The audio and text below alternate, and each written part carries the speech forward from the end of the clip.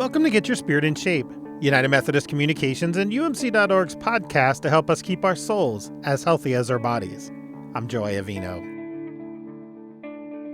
Today's guest is United Methodist Bishop Paul Leeland. In our conversation, Bishop Leeland shared how pastors and family members helped shape his faith.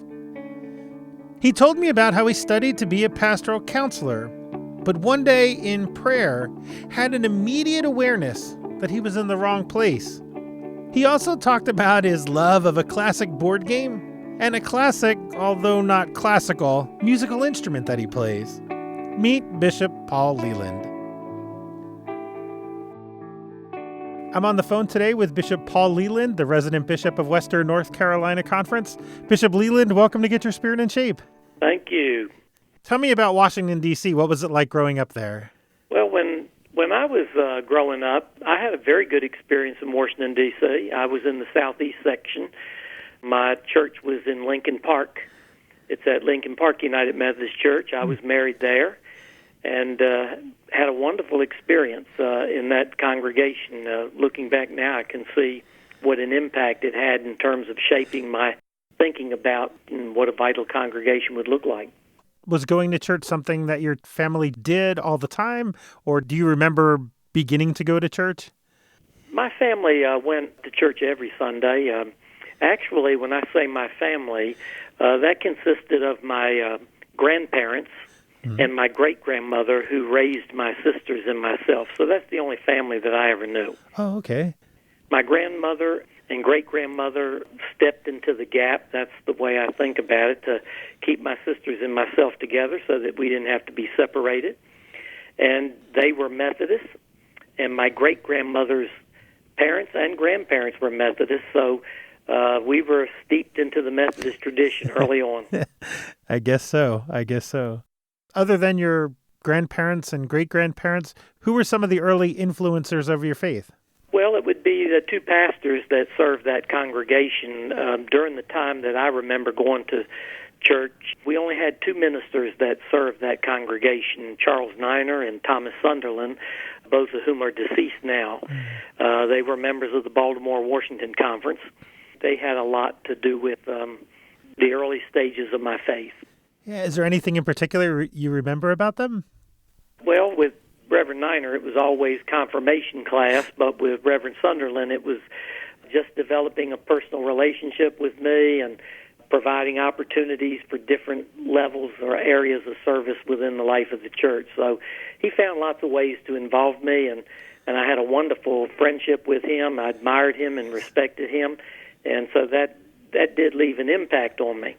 And there toward the last years before I left for college, in the Baltimore-Washington Conference, they had an event throughout the entire conference called the Organized Bible Class Association. The OBCA is what they used to refer to it as. And every congregation would send adult representatives and youth representatives to Western Maryland College for about 3 days. And I was the youth representative. And I remember sitting in the balcony of that chapel at the college, and a woman was preaching, and I just felt this strong sense that I wanted to be involved in the church. Now, I wasn't thinking about ordination. Yeah. I was just thinking in terms of finding some way to serve in the church.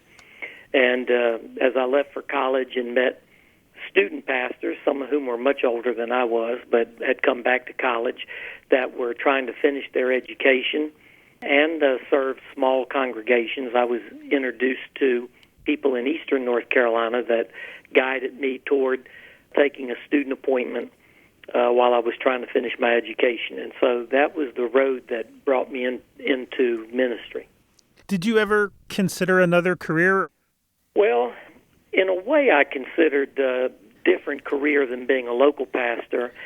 Out of the strain and brokenness of the kind of family environment that led to my grandparents raising my sisters and myself, ministry in my mind meant being a therapist, being a pastoral counselor or a counselor. Yeah. I remember that once I heard about pastoral counseling, I knew that I could become a counselor through the church, and that's what ministry really kind of was the ideal that I had in my mind. And that's exactly what I did. After I finished college and my MDiv work at Duke Divinity School, I went back and did another master's there in pastoral psychology, and then I was certified with the American Association of Pastoral Counselors to be a therapist. Wow. And I thought that was the direction that my ministry was going to lead me in. And then I had this experience through prayer, because my great-grandmother, she never used the word Lectio Divina, but she knew how to do it. And she taught my sisters and myself how to read the Scriptures and to use that as the basis and the framework of our prayers. And so I was hired as a pastoral counselor, and I was in my office in between clients, and I was reading the Scriptures and praying them, and I had this experience that it'd take a lot longer than this conversation is going to provide for us today, but Right. I had an immediate awareness that I was in the wrong place, that I needed to be in the local church teaching and preaching, and I could do all the pastoral support, pastoral care I needed to do within a congregation. And so I called a superintendent in Eastern North Carolina conference that was familiar with my journey. His name was Paul Caruth, and I called Paul and I said, I don't know when an appointment will open. I don't know when a church will open. It doesn't matter where it is or when it happens. I'm ready to come back and serve a local church. And a couple days later, Paul Caruth called me, and it was within a few weeks of the annual conference had already taken place. And Paul said, we have a church that we weren't able to fill at annual conference. So you know what that means. Yeah. And I said, I'll take it. And my wife and I returned to Eastern North Carolina, and that congregation was a wonderful church outside of Greensboro and Burlington area at a place called Elon, North Carolina. They taught me how to be a pastor. Yeah. It was a wonderful experience. You spent years in pastoral ministry, which must have been an extremely rewarding experience. What were some of the things that energized you in pastoral ministry? It was the relationships. It was always the friendships and the relationships that did that for me. And when I left Elon, and we had some minimal growth there, and I was just as proud of that small amount of growth because it was a small rural church than I was when I left there and went to Raleigh at my next appointment. But when I got there to that second appointment at St. Andrew's United Methodist Church in Raleigh, North Carolina, there was about 11 people in the choir, and there was less than that in the sanctuary. I was worried. But during the 7 years that I was there, that congregation grew. We received a lot of members, and they built a new sanctuary and remodeled their fellowship hall and built administrative offices. And the reason I mention that is because looking back, that really, really energized me was the growth of the church. Just receiving new members, being in their home, linking them to ministry within the congregation and community. And oddly enough, when I left Raleigh, North Carolina, the bishop appointed me to Kinston, North Carolina next. And I had the very same experience there. The church grew, and we were together with that congregation as they also built a new sanctuary. Wow. And looking back on it now, I can see how those two appointments back to back, both of them building new sanctuaries, looking back, that was part of what really energized me. And eventually you became a district superintendent, right? I was the superintendent of the Goldsboro district.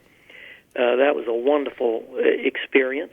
And Bishop Marion Edwards, who invited me to be a part of his cabinet family, when he provided some time with me to offer an orientation, he made a comment to me. He said, Paul, you're never going to see the church from quite this angle as you're going to see it from the responsibilities of the superintendent. And that's exactly what happened.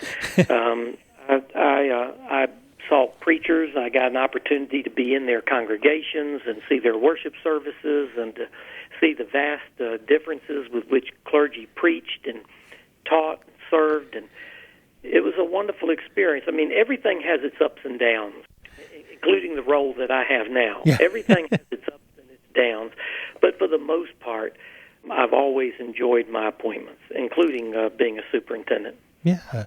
So you talked a little bit about the ups and downs of everything. What's the best part about being a bishop? Every bishop may give you a different response to that question, but for me, the best part has been working with conference leaders, lay and clergy, where you feel like you really can make a difference to strengthen the church. Yeah. You have the opportunities to place people in leadership. You have opportunities to create momentum and focus. You have the opportunity to align different groups and individuals around the same mission, the same vision and the values of discipleship. And when that begins to fall into place and people are working together, then and you receive positive feedback from congregations and leaders, then you feel like this is going to help the church at this time. And we know that things are constantly changing and leadership changes, but at this time, you feel like you can do your part. Oh, that's exciting. I read in your biography that you once won the Red Shoe Award. Can you tell us about that? Well, yes, in the North Carolina Conference, the clergy women offer an award called the Red Shoe Award. And the red shoe is a symbol of their solidarity together, their encouragement of each other in ministry, who for some women that's not been an easy road. Sure. Especially in the earlier years when you didn't see many women in clergy. That's not the case now. Even in my current cabinet, I have more women superintendents than I have men for the first time in the history of this conference. But the Red Shoe Award was an award that the women clergy gave to an individual who they felt had made a contribution to the advancement and support of women in ministry. And they've given the award to some wonderful people in eastern North Carolina, people that I admired, that had an impact on me as I came into the life of the conference and who were mentors of mine. I never thought about the award as such. Matter of fact, I hadn't given it a lot of thought, but my support for women and women clergy came to a point at which they contacted me and told me that they were going to give me that award. And so they gave me that award on behalf of the conference, and the symbol of it is a glass red slipper that's still on the shelf here in my study with me. Oh, wow.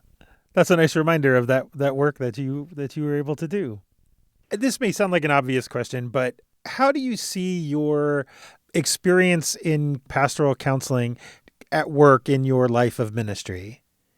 Oh, maybe at several levels. I think that one of the things that training as a pastoral counselor and a therapist does for you is it helps you to appreciate conversation and communication, and it also helps you when conversations get uncomfortable, not to take that personally, but to see that as an indication or a sign that points you in the direction of things that need to be explored further or even resolved.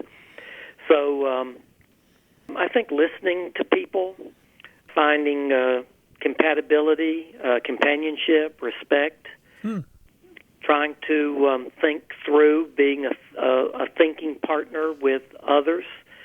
All of those are aspects of good therapists. You know, there used to be a person in the newspaper called Ann Landers, and she'd have people write in to her with personal problems and family problems. And one of the interesting things that she would say over and over is find a good therapist. Go find a good counselor. And somebody wrote in one time, and I was reading her article, and they said, well, how do you find a good therapist? And Ann Landers says, well, it's like finding a good plumber. It's 50-50. And the reason that stood in my mind is because you have to have a sense of rapport and appreciation and respect that we don't do business with people that we don't trust. Trust is at the heart of leadership. It's always the relationship, but trust is at the heart of leadership.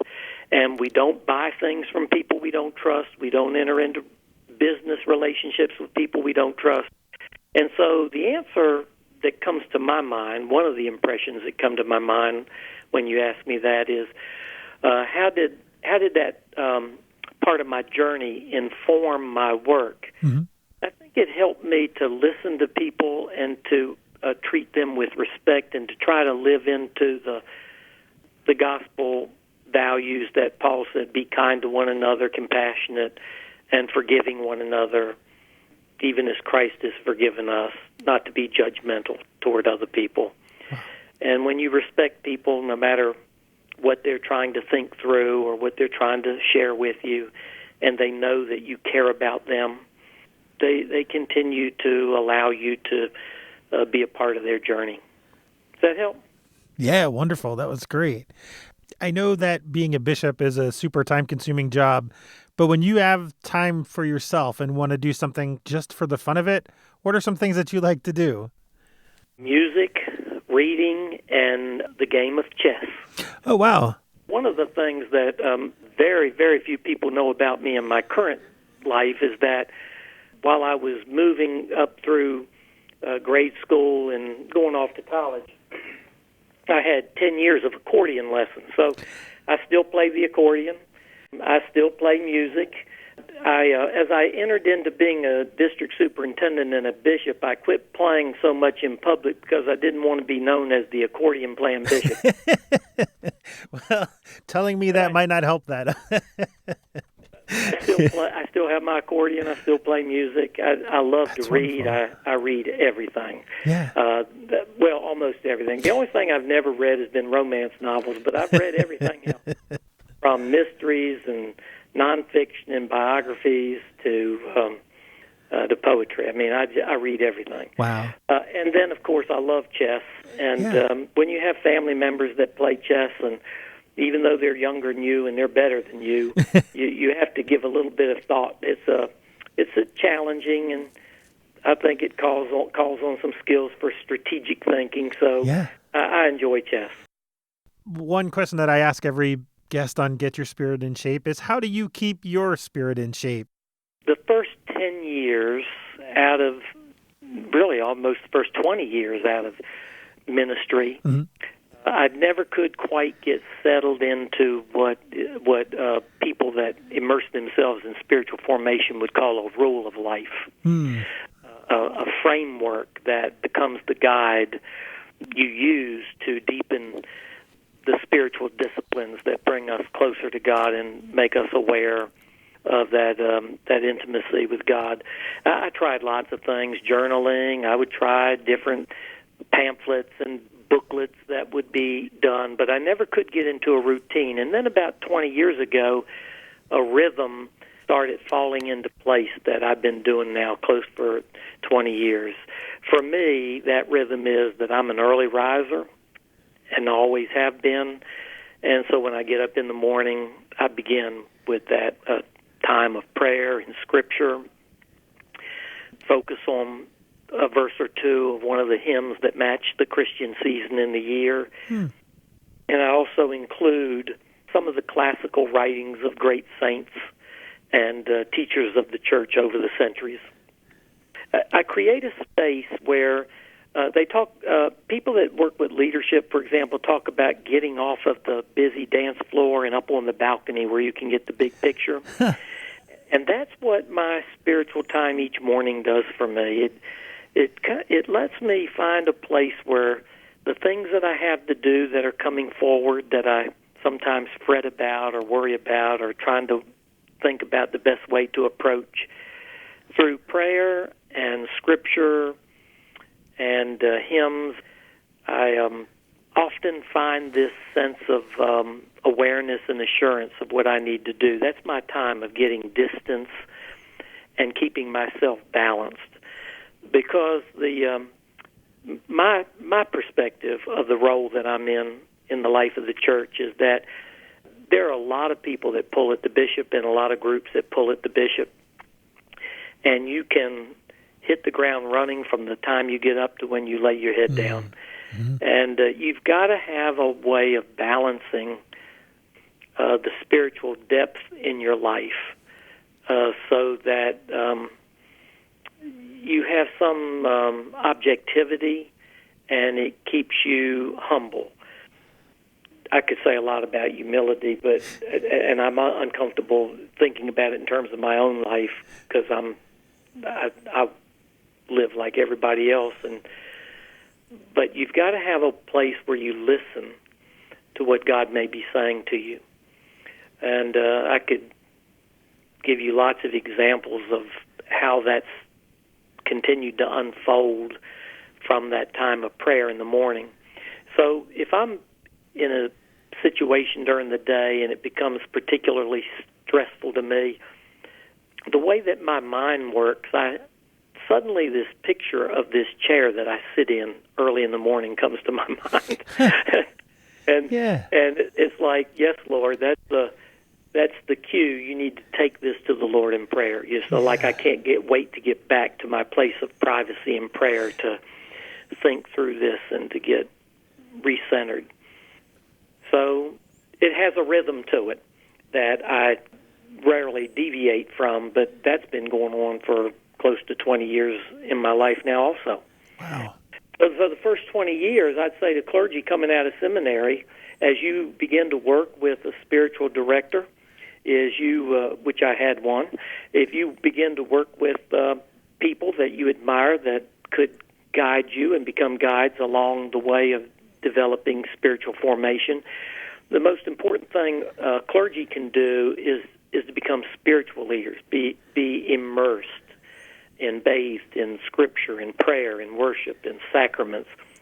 And as they are immersed in those things, I think that those means of grace, or those channels, continue to move us closer and closer to being shaped into the image of Christ is the way that I think about it. I feel so strongly about this that every year I ask all the newly ordained class, the ones coming into full connection and being ordained, deacons and elders, to come to my house for a cookout before annual conference. And we just spend time together. I want to hear their faith story. I want them to hear my faith story. I want to know what is it that has nudged them and wooed them into ministry. Yeah. But that's an example of how I try to balance the routine work of my office with reminding me of the call to serve Jesus through the church. Oh, that's really wonderful. Bishop, thank you so much for having this conversation with me today. Well, thank you for inviting me, and if anybody listens to it, please forgive me for anything that I said wrong. That was Bishop Paul Leeland of the Western North Carolina Conference of the United Methodist Church. To learn more about him, go to umc.org/podcasts and search for this episode of Get Your Spirit in Shape, titled Meet Bishop Paul Leeland. There you will also find links to more conversations with our bishops and the rest of our episodes that help us keep our souls as healthy as our bodies. My email address is on the page also, so you can share with me your thoughts about Get Your Spirit in Shape and ideas you have for people I should talk to in future episodes. Finally, we would love it if you would take a moment to give us a good review on Apple Podcasts in iTunes. Good reviews help us move up in searches and make it easier for people to find us and join our conversation. Thanks for listening, subscribing, reviewing, writing, and more. And I'll be back soon with another conversation to help us keep our souls as healthy as our bodies. I'm Joe Iovino. Peace.